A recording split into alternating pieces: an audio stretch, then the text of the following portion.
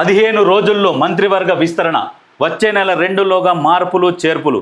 రాష్ట్ర అవతరణ దినోత్సవం లోపు మంత్రివర్గ విస్తరణ, మంత్రుల శాఖల్లో మార్పులు ఉంటాయని కాంగ్రెస్ వర్గాల్లో జోరుగా ప్రచారం జరుగుతున్నది. వీలైతే ఒక్కరిద్దరు మంత్రులను సైతం తొలగించి ఆ స్థానాల్లో కొత్త వారిని తీసుకునే ఛాన్స్ ఉందని టాక్. రాష్ట్ర high court chief justice Aparesh Kumar కొడుకు రిసెప్షన్కు అటెండ్ అయ్యేందుకు నేడు సీఎం రేవంత్ రెడ్డి ఢిల్లీ వెళ్లనున్నారు. అదే సమయంలో కాంగ్రెస్ హైకమాండ్ పెద్దలను కలిసి కేబినెట్ విస్తరణ శాఖల మార్పుల అంశాలపై చర్చించే అవకాశం ఉన్నట్లు తెలుస్తుంది. అయితే ఇప్పుడు ఎలక్షన్లు అయిపోయాక మంత్రివర్గ విస్తరణ ఉంటుంది అని చెప్పారు. అయితే మంత్రివర్గ విస్తరణలో ఎవరిని తీసుకోవాలి అని అనుకుంటే ప్రధానంగా తీసుకోవాల్సింది కోమటిరెడ్డి రాజగోపాల్ రెడ్డిని ప్రధానంగా మంత్రివర్గంలోకి తీసుకోవాలి. ఎందుకు చెప్తున్నాను అంటే క్లియర్గా నేను ఆయనని పర్సనల్గా దగ్గరుండి కూడా ఆయన చేస్తున్న పనులను చాలా అబ్జర్వ్ చేసి చూసినాం. ఎక్కడనైనా కానీ ఆయన సొంత ఖర్చులతోని ప్రజలకు సేవ చేస్తున్నాడు. సుశీలమ్మ ఫౌండేషన్ ద్వారా ప్రతి ఒక్కరికి సేవ చేస్తున్నాడు. నిత్యం ప్రజలలోనే ఉంటున్నాడు, ప్రజల సమస్యలను వింటున్నాడు, ఆ నియోజకవర్గంలో కూడా తిరుగుతున్నాడు. ఇటువంటి వ్యక్తికి అంటే ఇతని మీద గతంలో కూడా ఎటువంటి ఆరోపణలు లేవు, ఎటువంటి మచ్చ కూడా లేదు, ఎటువంటి ఆరోపణ లేదు, అన్ని ప్లస్లే ఉన్నాయి.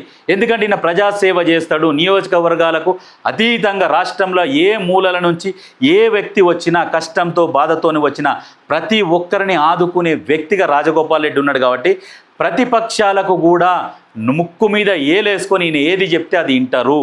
ఎందుకంటే ఈయన మీద మచ్చలేదు కాబట్టి ఈయనని ఢీకొనే అంత శక్తి ప్రతిపక్షాలకు లేదు. ఈయన మీద ఏమైనా ఆరోపణలు చెయ్యాలన్నా వాళ్ళ దగ్గర ఏమీ లేదు.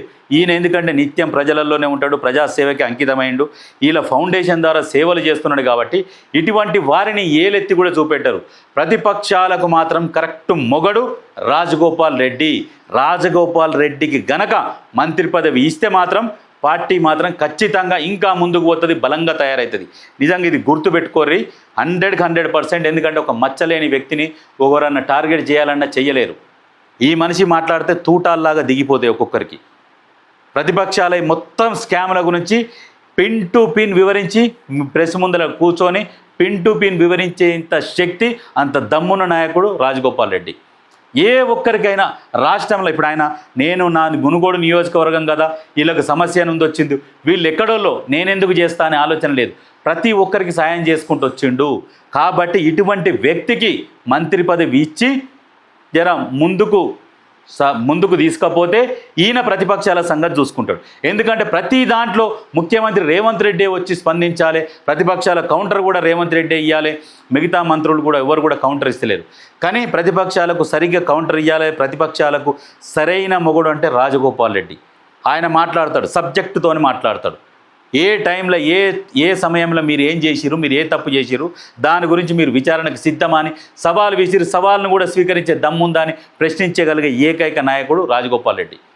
ముఖ్యమంత్రి గారికి రకరకాల పనులు ఉంటాయి. అన్ని నియోజకవర్గాలను చూసుకోవాలి, ప్రతిదీ చూసుకోవాలి, పార్టీకి సంబంధించి చూసుకోవాలి, నియోజకవర్గాలకి చూసుకోవాలి, సర్పంచులు కావచ్చు, ఎమ్మెల్యేలు కావచ్చు, ప్రతి ఒక్కరి సమస్య ఆయన దృష్టికి వస్తుంటుంది. కాబట్టి ఆయన నిత్యం బిజీగా ఉండే సమయంలో ఇటువంటి రాజగోపాల్ రెడ్డి అటువంటి వ్యక్తికి మంత్రి పదవి ఇస్తే ప్రతిపక్షాల నుంచి ప్రభుత్వానికి ఎదురయ్యే సమస్యలు, ఆ ప్రతిపక్షాలు బురద జల్లే పని ఏదైతే కార్యక్రమం పెట్టుకురో ఆ బురద జల్లే పని కావచ్చు, ప్రతిపక్షాలకు కౌంటర్ కావచ్చు, పాలకపక్షంలో మార్పులు కావచ్చు, అన్ని విధాల రాజగోపాల్ రెడ్డి చూసుకునే అంత సత్తా ఆయనకున్నది.